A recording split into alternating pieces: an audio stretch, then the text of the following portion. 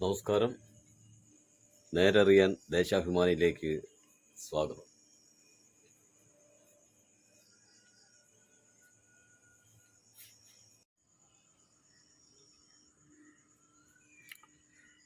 Deshabhimani 2025 July 14 തിങ്കൾ. പ്രധാന വാർത്തകൾ. മുണ്ടക്കൈ പുനരധിവാസ ഫണ്ട് ദൂർത്തടിച്ച് യൂത്ത് കോൺഗ്രസും ലീഗും. കൊള്ളാം, നല്ല ടീംസ്. പണമെവിടെ, വീടെവിടെ? മുഖ്യമന്ത്രിയുടെ ദുരിതാശ്വാസ ക്യാമ്പിലേക്ക് 10 പൈസ കൊടുക്കരുതെന്ന് നാടുനീളെ വിളിച്ച് പറഞ്ഞവന്മാരുടെ നാടുനീളെ വിളിച്ച് പറഞ്ഞവന്മാര് ജനങ്ങളുടെ കയ്യിൽ നിന്ന് പിരിച്ചെടുത്ത പണമെടുത്ത് പൊട്ടടിച്ചിട്ട് നടന്ന് അഹങ്കരിക്കുന്നു. യൂത്ത് കോൺഗ്രസ് പിരിച്ചത് 4 കോടിയോളം. ഭൂമി കച്ചവടത്തിൽ ലീഗിന്റെ കൊള്ള നോക്കൂ. KPCCക്ക് പരാതി നൽകി മണ്ഡലം കമ്മിറ്റികൾ. 140 മണ്ഡലം കമ്മിറ്റികൾ 129 പിരിവ് പൂർത്തിയാക്കി. അക്കൗണ്ടിൽ വെറും 88 ലക്ഷം രൂപ മാത്രം. നോക്കൂ, ഇതാണ്. ഓരോരുത്തരെയും പ്രത്യേകം വായിക്കാൻ സമയമെടുക്കല്ലോ കോൺഗ്രസിൻ്റെ ലീഗിൻ്റെ. മുണ്ടക്കൈ ദുരിതബാധിതർക്ക് വീട് നിർമ്മിച്ചു നൽകാനെന്ന പേരിൽ യൂത്ത് കോൺഗ്രസ് പിരിച്ച് 4 കോടിയോളം രൂപ. എന്നാൽ അക്കൗണ്ടിൽ 88 ലക്ഷം രൂപയേ ഉള്ളൂ എന്ന് സംസ്ഥാന പ്രസിഡന്റ് രാഹുൽ മാങ്കൂട്ടത്തിലിൻ്റെ വെളിപ്പെടുത്തലിന് പിന്നാലെ സംഘടനയിൽ വൻ പൊട്ടിത്തെറി. KPCCക്ക് പരാതികളുമായി കൂടുതൽ മണ്ഡലം കമ്മിറ്റികൾ രംഗത്തെത്തി. കഴിഞ്ഞ വർഷം ആഗസ്റ്റിൽ 2.5 ലക്ഷം രൂപ വീതം പിരിക്കാനാണ് നിയോജക മണ്ഡലം കമ്മിറ്റികൾക്ക് നിർദ്ദേശം നൽകിയത്. 140 മണ്ഡലം കമ്മിറ്റികളിൽ 129 പൂർത്തിയാക്കി. ഭൂമി കച്ചവടത്തിൽ ലീഗിന്റെ വക അടുത്ത കൊള്ള. വാങ്ങിയ 11.5 ഏക്കറിൽ നിർമ്മാണാനുമതിയുള്ള ഭൂമി 1 ഏക്കർ മാത്രം. ഭൂമി വാങ്ങിയത് PK കുഞ്ഞാലിക്കുട്ടിയുടെ ബന്ധുവും നിർമ്മാണ സമിതി അംഗവുമായ അഭിഭാഷകൻ്റേതടക്കം 5 വ്യക്തികളിൽ നിന്ന്. കൊള്ള. ടൗൺഷിപ്പിൽ നിന്ന് ഒഴിവായ 105 കുടുംബങ്ങൾ ആശങ്കയിൽ. വല്ല കാര്യമുണ്ടോ? കൽപ്പറ്റ. മുണ്ടക്കൈ ചൂരൽമല ദുരന്തബാധിതർക്ക് വീട് നിർമ്മിച്ചു നൽകാൻ മേപ്പാടി പഞ്ചായത്തിൽ തൃക്കൈപ്പറ്റയിൽ മുസ്ലിം ലീഗ് ഭൂമി വാങ്ങിയത് 3 മുതൽ 4 ഇരട്ടി വരെ വിലയ്ക്ക്. തൃക്കൈപ്പറ്റ വെള്ളിത്തോട് വാങ്ങിയ 11.5 ഏക്കറിൽ 1 ഏക്കർ ഒഴികെ ബാക്കി മുഴുവനും നിർമ്മാണാനുമതിയില്ലാത്ത ഭൂമിയാണെന്ന വില്ലേജ് ഓഫീസിലെ റിപ്പോർട്ട് വന്നതിന് പിന്നാലെയാണ് ഭൂമി ഇടപാടിലെ കൊള്ള പുറത്തായത്. വെള്ളിത്തോടിന് സമീപം 6 കോടി രൂപയ്ക്ക് ലഭിക്കുമായിരുന്ന ഭൂമിയാണ് 12 കോടി മുടക്കി വാങ്ങിയത്. കാശിത്രയും കുഞ്ഞാലിക്കുട്ടിയുടെ ബന്ധുവിൻ്റെ പോക്കറ്റിലോട്ട് ചെല്ലുമല്ലോ ഇവനൊക്കെ. അടുത്ത വാർത്ത വായിക്കാം. ശുഭാംശുവും സംഘവും ഇന്ന് യാത്ര തിരിക്കും. ഫ്ലോറിഡ. ശുഭാംശു ശുക്ലയും സംഘവും തിങ്കളാഴ്ച ഭൂമിയിലേക്ക് യാത്ര തിരിക്കും. കീം റാങ്ക് പട്ടിക വിദ്യാർത്ഥികൾ സുപ്രീം കോടതിയിലേക്ക്. അത് കലക്കി. എല്ലാ വിദ്യാർത്ഥികൾക്കും തുല്യ പരിഗണന ലക്ഷ്യം വെച്ച് സംസ്ഥാന സർക്കാർ പുറത്തുവിട്ട കീം പരീക്ഷാ റാങ്ക് പട്ടിക റദ്ദാക്കിയ ഹൈക്കോടതി വിധിക്കെതിരെ ശ്രദ്ധിച്ചോണം, സർക്കാരല്ല സുപ്രീം കോടതിയിൽ വിദ്യാർത്ഥികളാണ് പോയത്. ഞായറാഴ്ച 15 വിദ്യാർത്ഥികൾ ഓൺലൈനായാണ് ഹർജി സമർപ്പിച്ചത്. സർക്കാർ നടപ്പാക്കിയ ഫോർമുല നയപരമായ തീരുമാനമാണെന്നും ഹൈക്കോടതി ഇടപെടാൻ ശരിയല്ലെന്നും ഹർജിയിൽ പറയുന്നു. സംസ്ഥാന CBSE സിലബസ് വിദ്യാർത്ഥികൾക്ക് തുല്യനീതി ഉറപ്പാക്കാൻ പ്രോസ്പെക്ടസിൽ മാറ്റം വരുത്താൻ സർക്കാരിന് അധികാരമുണ്ട്. കൊള്ളാം. വളം ക്ഷാമവും വിലയും രൂക്ഷം. നോക്കുകുത്തിയായി കേന്ദ്രം. വിവിധ സംസ്ഥാനങ്ങളിൽ വളം വിതരണ കേന്ദ്രങ്ങൾക്ക് മുന്നിൽ വരി നിന്ന് വലഞ്ഞ കർഷകർ.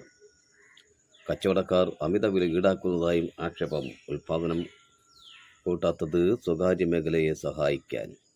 യൂറിയ, ഡൈ അമോണിയം ഫോസ്ഫേറ്റ് എന്നീ വളങ്ങൾ കിട്ടാതായതോടെ രാജ്യം വിട്ടുക്ക് കർഷകർ കടുത്ത പ്രതിസന്ധിയിൽ. ഹരിയാന, പഞ്ചാബ്, ഉത്തർപ്രദേശ്, ബീഹാർ, മധ്യപ്രദേശ് തുടങ്ങിയ സംസ്ഥാനങ്ങളിൽ വളം വിതരണ കേന്ദ്രങ്ങൾക്ക് മുന്നിൽ കർഷകർ പുലർച്ചെ മുതൽ വരി നിൽക്കുകയാണ്. പലയിടത്തും കർഷകരെ ഒഴിവാക്കാൻ പോലീസിനെ രംഗത്തിറക്കി. മറ്റൊരു സന്തോഷ വാർത്ത. ND അപ്പച്ചനെ മർദ്ദിച്ചവരെ തിരിച്ചടിച്ചു. കണ്ണൂരിലും കയ്യാങ്കളി.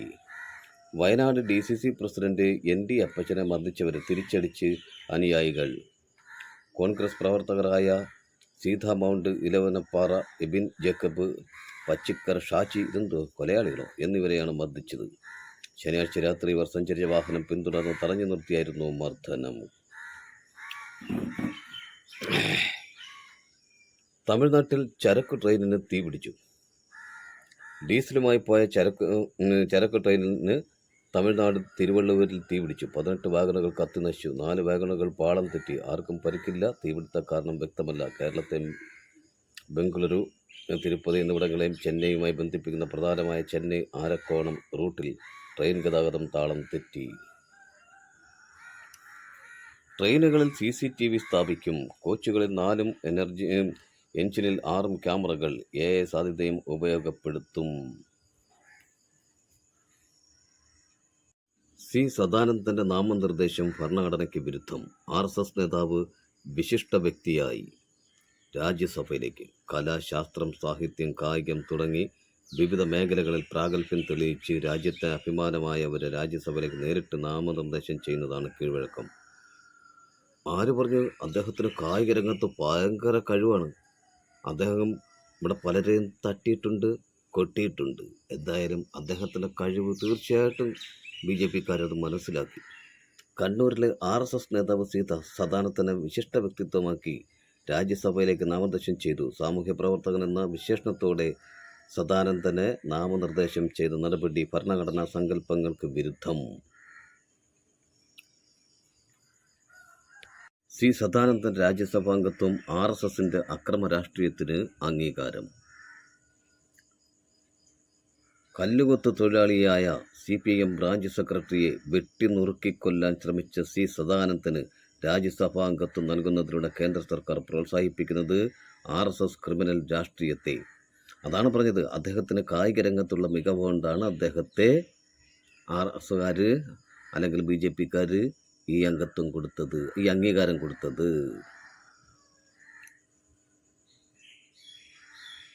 മട്ടന്നൂർ പഴശ്ശിയിലെ CPM Perinchery branch secretary PM ജനാർദ്ദനനെ കൈകാൽ വെട്ടിക്കൊല്ലാൻ ശ്രമിച്ച കേസിലെ മുഖ്യ പ്രതിയാണ് രാജ്യസഭാംഗമായി രാഷ്ട്രപതി നാമനിർദ്ദേശം ചെയ്ത സി സദാനന്ദൻ.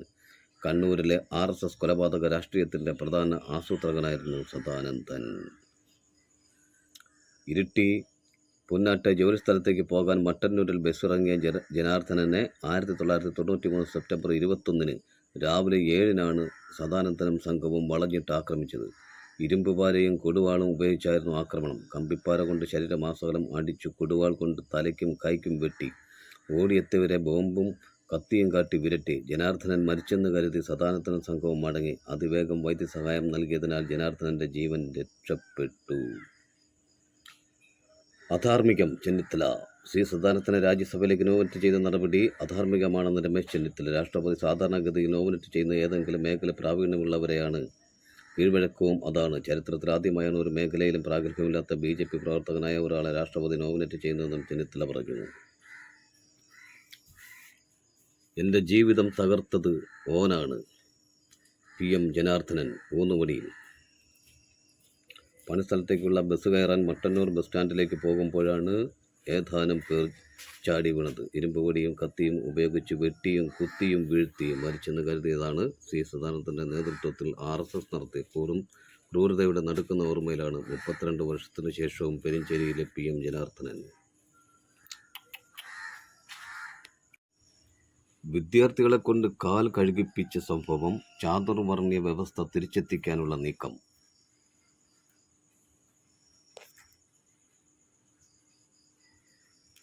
ചാതുർവർണ്ണ്യ വ്യവസ്ഥ തിരിച്ചുകൊണ്ടുവരാൻ ശ്രമിക്കുന്ന RSS നീക്കത്തിൻ്റെ ഭാഗമാണ് ചില സ്കൂളുകളിൽ നടന്ന അധ്യാപകരുടെ കാൽ കഴുകിക്കലെന്ന് CPM സംസ്ഥാന സെക്രട്ടറി MV ഗോവിന്ദൻ. അധ്യാപകരെ ബഹുമാനിക്കണം എന്നതിൽ തർക്കമില്ല. ഇതിൻ്റെ പേരിൽ നൂറ്റാണ്ടുകൾക്ക് മുമ്പ് തമസ്കരിച്ച ചാതുർവർണ്ണ്യ വ്യവസ്ഥ തിരിച്ചുകൊണ്ടുവരാനാണ് സംഘപരിവാർ ശ്രമം. ഇതിനെല്ലാം UDFൻ്റെ പൂർണ്ണ പിന്തുണയുണ്ട്. ഏത് കമ്മ്യൂണിസ്റ്റ് വിരുദ്ധ ശക്തികളെയും ഉപയോഗപ്പെടുത്താനാണ് UDF ശ്രമം. ജമാഅത്ത് ഇസ്ലാമിയുമായും RSSുമായും സന്ധി ചെയ്യുന്നതിൽ അവർക്ക് യാതൊരു മടിയുമില്ല. സ്കൂളുകളിലെ പാദപൂജ മതനിരപേക്ഷതയെയും ജനാധിപത്യ ബോധത്തെയും തകർക്കുന്നതാണ്. ഫ്യൂഡൽ കാലത്തെ അടിമത്ത മനോഭാവം കുട്ടികളിൽ അടിച്ചേൽപ്പിക്കാനുള്ള ബോധപൂർവമായ ശ്രമമാണിതെന്നും ഇത് കേരളത്തിൽ പുരോഗമന പ്രസ്ഥാനങ്ങൾ തടയുമെന്നും അദ്ദേഹം പറഞ്ഞു. കാൽ കഴുകലിനെ ന്യായീകരിച്ച് ഗവർണർ. ഭാരതീയ വിദ്യാനികേതൻ നടത്തുന്ന ചില സ്കൂളുകളിൽ കുട്ടികളെ കൊണ്ട് BJP നേതാവിൻ്റെ അടക്കം കാൽ കഴുകിപ്പിച്ച സംഭവത്തെ ന്യായീകരിച്ച് ഗവർണർ രാജേന്ദ്ര വിശ്വനാഥ് ആർലേക്കർ. ഇയാൾ ഏത് ഏക്കറാ? ഇത് സാംസ്കാരിക പൈതൃകമാണെന്നും ഇന്ത്യൻ സംസ്കാരത്തിൻ്റെ അവിഭാജ്യ ഘടകമാണെന്നും അത് മാറ്റി നിർത്തിയാൽ സമൂഹത്തിൻ്റെ നിലനിൽപ്പിനെ തന്നെ സാരമായി ബാധിക്കുമെന്നും ഗവർണർ പറഞ്ഞു. അന്വേഷണ റിപ്പോർട്ട് വന്നതിന് ശേഷം നടപടി എന്ന് വിദ്യാഭ്യാസ മന്ത്രി. സ്കൂളുകളിൽ മതപരമായ ചടങ്ങുകൾ സംഘടിപ്പിക്കുന്നതിൽ പൊതു മാനദണ്ഡം നിശ്ചയിക്കും. ഭാരതീയ വിദ്യാനികേതൻ നടത്തുന്ന ചില സ്കൂളുകളിൽ വിദ്യാർത്ഥികളെ കൊണ്ട് അധ്യാപകരുടെ കാല് കഴുകിച്ചെന്ന വാർത്ത ഞെട്ടിക്കുന്നതാണെന്ന് മന്ത്രി വി ശിവൻകുട്ടി.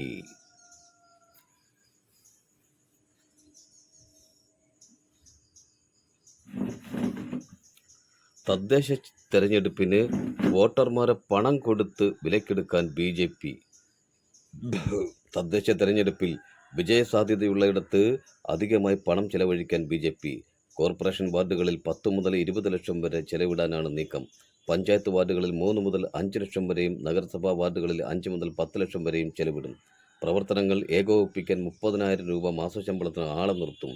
സാമൂഹ്യ മാധ്യമങ്ങൾ കൈകാര്യം ചെയ്യുന്ന പ്രൊഫഷണൽ ടീമിനെ രംഗത്തിറക്കും. 1.5 ലക്ഷം മുതൽ 1.5 ലക്ഷം രൂപ വരെ ശമ്പളം നൽകും.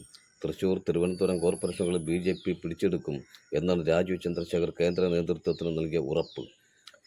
എന്ത് വില കൊടുത്തും വോട്ടർമാരെ വിലയ്ക്ക് വാങ്ങാനാണ് തീരുമാനം. എന്നാൽ BJPയുടെ ദൂർത്ത് എന്ന ആരോപണവുമായി V മുരളീധരൻ, K സുരേന്ദ്രൻ പക്ഷം രംഗത്തുണ്ട്. കോർപ്പറേറ്റ് കമ്പനിയെ പോലെയാണ് BJPയുടെ മുന്നോട്ട് പോക്കെന്നും ഇവർ ആക്ഷേപിക്കുന്നു. സംസ്ഥാന കമ്മിറ്റിയുടെ മാസച്ചെലവ് രാജീവ് വന്ന ശേഷം 30 ലക്ഷത്തിൽ നിന്നാണ് 1.5 കോടിയായി കുതിച്ചുയർന്നു. 1.25 ലക്ഷം വരെ ശമ്പളം വാങ്ങുന്ന ജീവനക്കാരുണ്ട്. പഞ്ചനക്ഷത്ര ഹോട്ടലുകളിലാണ് നേതാക്കന്മാരുടെ താമസം.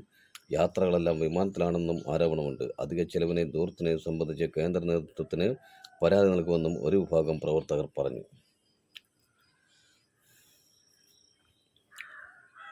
BJPയുമായി ഒത്തുപോകാൻ മനസ്സ് കാണിച്ച് നടക്കുന്ന ഈ പറയുന്ന രജനീകാന്ത് കമ്മ്യൂണിസ്റ്റ് പാർട്ടി നേതാക്കളെ പ്രശംസിച്ച് സംസാരിച്ചു. എന്തോ പ്രശ്നമുണ്ട്. കമ്മ്യൂണിസ്റ്റ് പാർട്ടിയെയും നേതാക്കളെയും പ്രശംസിച്ച് സൂപ്പർ താരം രജനീകാന്ത്. മധുര MPയും CPIM നേതാവും എഴുത്തുകാരനുമായ സു വെങ്കടേശൻ്റെ വേൾപ്പാരി എന്ന നോവലിൻ്റെ 1 ലക്ഷം കോപ്പി വിറ്റഴിഞ്ഞതിൻ്റെ ആഘോഷത്തിൽ സംസാരിക്കുകയായിരുന്നു അദ്ദേഹം. കമ്മ്യൂണിസ്റ്റ് നേതാക്കളുമായി അടുത്ത സൗഹൃദമുണ്ട്. അവരെ ജനങ്ങൾ ബഹുമാനിക്കുന്നത് കാണുമ്പോൾ വളരെ സന്തോഷമുണ്ട്. കമ്മ്യൂണിസ്റ്റ് പാർട്ടിക്ക് അതിൻ്റേതായ പ്രത്യയശാസ്ത്രവും മാനദണ്ഡങ്ങളുമുണ്ട്. അതിന് അനുസരിച്ചാണ് ഓരോ സഖാക്കളും പെരുമാറുന്നത്.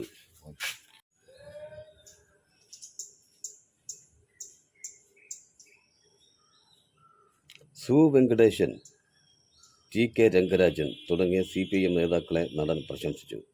കൽക്കിയെ കാണാൻ കഴിഞ്ഞില്ല. പക്ഷേ ഈ കാലഘട്ടത്തിലെ കൽക്കിയായ സു വെങ്കടേശനെ കണ്ടു.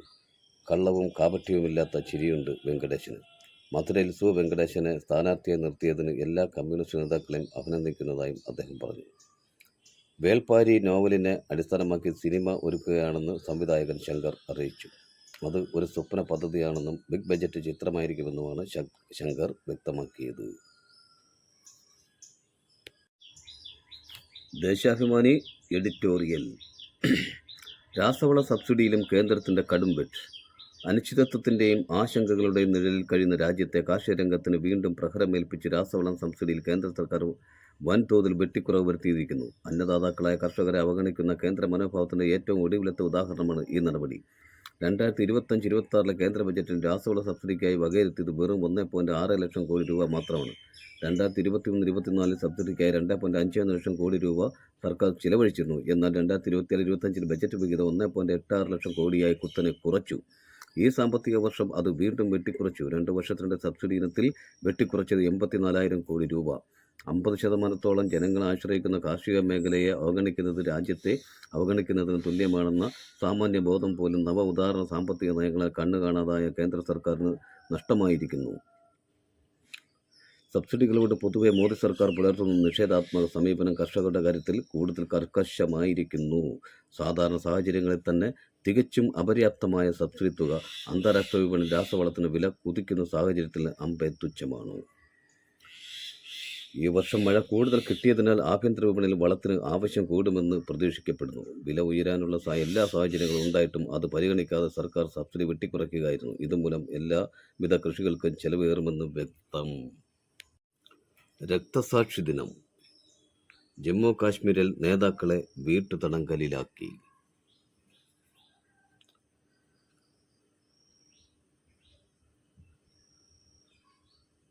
വീടിന്റെ ഗേറ്റുകൾ പോലീസ് പൂട്ടിയിട്ട ചിത്രം തരിഗാമി സമൂഹമധ്യത്തിൽ പങ്കുവച്ചപ്പോൾ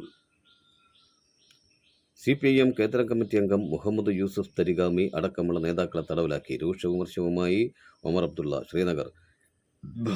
കേന്ദ്രഭരണ പ്രദേശമായ ജമ്മു കാശ്മീരിൽ CPIM കേന്ദ്ര കമ്മിറ്റി അംഗം മുഹമ്മദ് യൂസഫ് തരിഗാമി അടക്കമുള്ള MLA-മാരെയും നാഷണൽ കോൺഫറൻസ് PDP തുടങ്ങിയ പാർട്ടികളിലെ നേതാക്കളെയും വീട്ടുതടങ്കലിലാക്കി. കാശ്മീർ രക്തസാക്ഷി ദിനത്തിലാണ് ലഫ്റ്റനന്റ് ഗവർണറുടെ നേതൃത്വത്തിലുള്ള നീക്കം.